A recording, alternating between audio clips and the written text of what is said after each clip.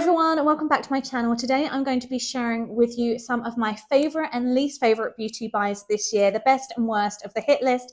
Because as a beauty blogger and beauty YouTuber, I try a lot of different skincare, beauty, makeup products. There's definitely some hits and there's definitely some misses. And the reason I wanted to share with you the beauty hits and misses is because I don't want you to waste your money on things I don't think are a great product.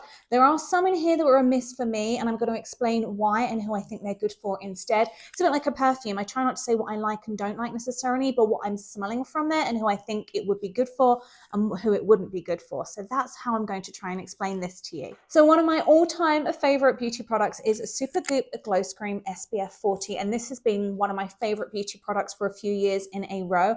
I've tried a lot of different alternatives. I've tried the Paula's Choice, I've tried the Kosas. I keep coming back to the Glowscreen. I love that it's vegan, I love that it's cruelty-free, and I love the shimmer effect in this. The Kosas to me just didn't do that. This to me is the most beautiful finish of all of them, and they're doing a few different shades now. So currently I have Sunrise, and Sunrise is definitely one of the lighter colors. It's kind of good in the winter when you're not so tanned. It also has blue screen protectors, so I use this every single day, even when I'm not doing my makeup, even if I'm not planning on going outside, because I'm still working in front of the computer, I'm still watching the TV, I'm still playing on my phone. So it's really nice to have that blue light protection. My second beauty favorite, I use this on days where I'm doing anything on camera because the blue eye drops really help to make your eyes appear whiter. I don't know how good they are for your eyes, ask your optometrist, but this was recommended to me when I lived in LA by one of my Playboy friends, and she was always using it on photo shoots. She's absolutely stunning. So I wanted to try it for myself, and I think it works really, really well. I do tend to get red bloodshot eyes a lot because of my allergies. This kind of really helps with that redness as well. If you get shampoo or any kind of sunscreen in your face, I wouldn't use it to flush the eyes out, but when you want a bright white eye, this is beautiful. Saves all the time on Facetune. The other favorite product, and I feel bad almost recommending this because it is a fortune. If you have the budget for luxury skincare, the Dior Prestige Serum is absolutely outstanding. I can see a huge result from using it for 60 days. I did a whole before and after video. The results were really, really effective. It's just a giant chunk of change. So it's a beauty hit if you've got the budget. Don't splash out on it if it's not within your normal range, because it is a giant chunk of change, but it is my favorite serum I've tried so far this year. My absolute favorite beauty device I've tried this year so far is the ZIIP Halo microcurrent and nanocurrent device. I have reviewed the New Face microcurrent device before, and I absolutely loved that. Until I tried this. This is a game changer again. The before and after were amazing for fine lines, for plumpness. It's really easy to use. It's very intuitive. You can get a really good contour going in there. It's really good for a quick fix, for instant results.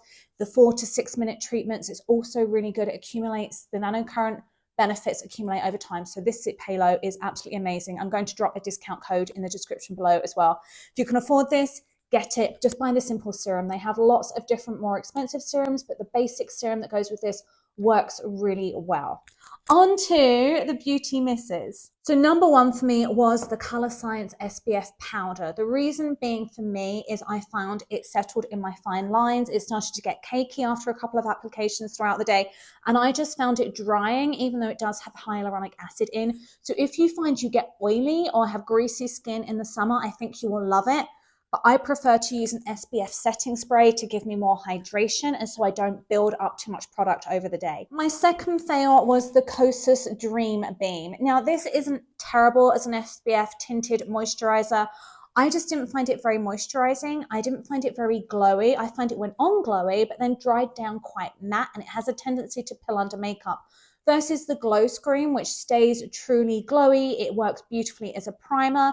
So I would say this is great if you have drier skin. This is great if you have more oily skin and don't want a glow. They're both SPF 40 tinted moisturizers, but to me, the Kosas was a fail. And then my last fail with skincare and beauty this year was the Dior Forever Glow Veil Primer.